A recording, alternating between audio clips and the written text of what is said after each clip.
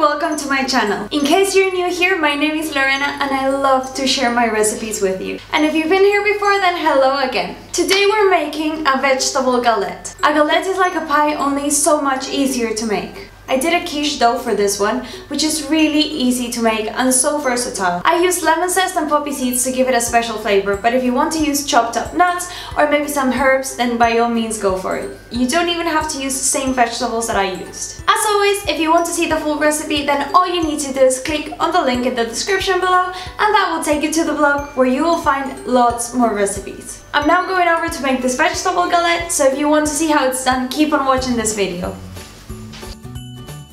If you're using aubergines like me, then it's very important that you degorge them.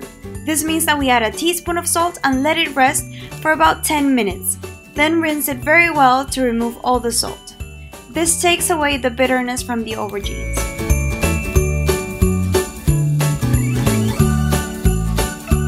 Finally, grate 2 cloves of garlic and mix it with the olive oil. This is going to be what we're going to put on top of our vegetables as we take them to the oven.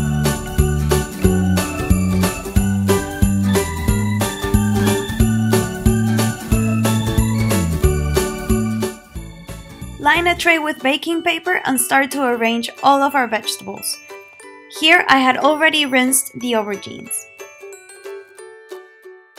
As you can see, for this galette I used aubergines, tomatoes, red onions, zucchinis and red peppers. Be aware that this time will vary according to the vegetables that you're using. You may have to take some out before others. Finish with salt and pepper before it goes into the oven. These go into the oven at 180 for about 30 minutes.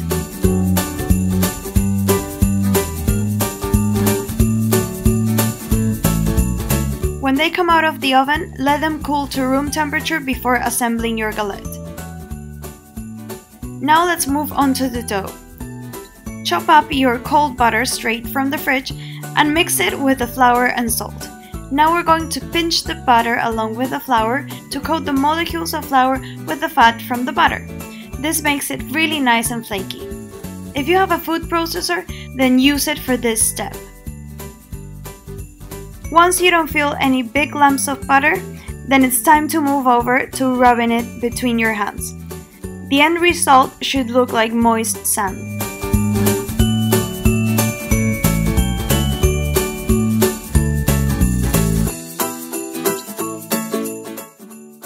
Once you have achieved this, then add the egg, the water, the lemon zest and the poppy seeds to the mix. Again, if you're using a food processor, then this is your second step and then you just process until it's nice and even. In my case, because I'm doing it by hand, then I'm gonna mix it with my spatula and then go ahead and use my hands for a final knead.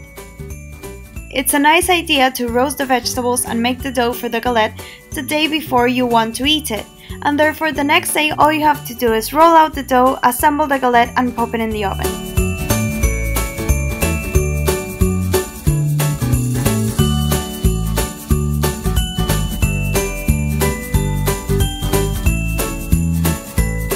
This dough now needs to rest in the fridge, covered with cling film for at least 30 minutes.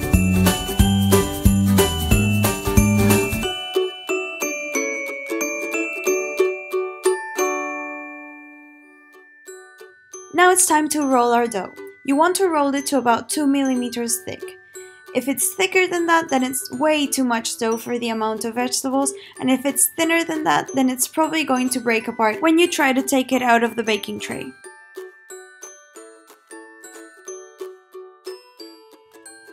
During this process, try to keep it as round as possible.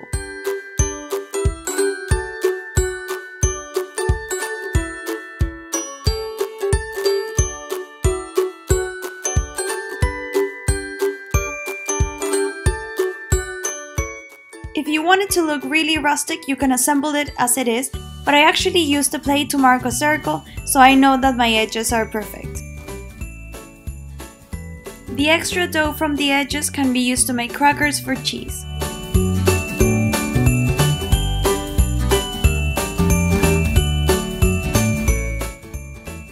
Put the dough on a baking tray lined with baking paper and then start putting your vegetables in the center. The layering should not be more than 1 centimeter high, because then it will start to push aside the sides of your galette, and you do not want that because it will break.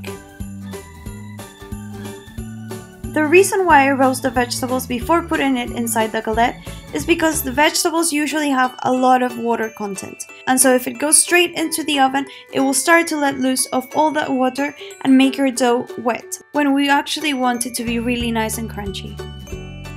Now we fold the outside edge towards the inside, and this is what gives it an appearance of a flat pie.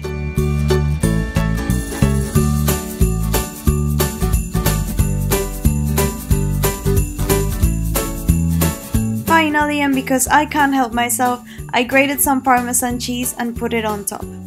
This galette is now ready to go into the oven. It will take about 30 minutes at 180 or until you see that the sides are nice and golden.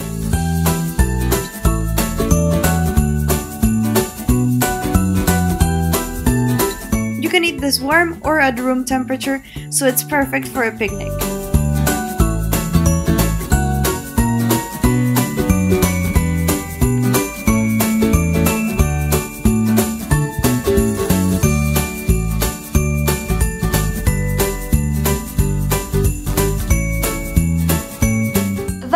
Vegetable galette recipe. I really hope you liked it. If you did like it, don't forget to put thumbs up to this video. Please send me a picture if you make this recipe or any other recipe on the blog, because I really love to see what you cook. Also, if there's anything you want me to teach you how to make, whether it's sweet or savory, don't forget to leave a comment below. I'm posting videos every Thursday and Sunday, so if you don't want to miss any recipe, don't forget to subscribe to my channel. You can also follow me on Instagram, Pinterest and Facebook as Cravings Journal. Thank you so much for watching this video, and see you next time.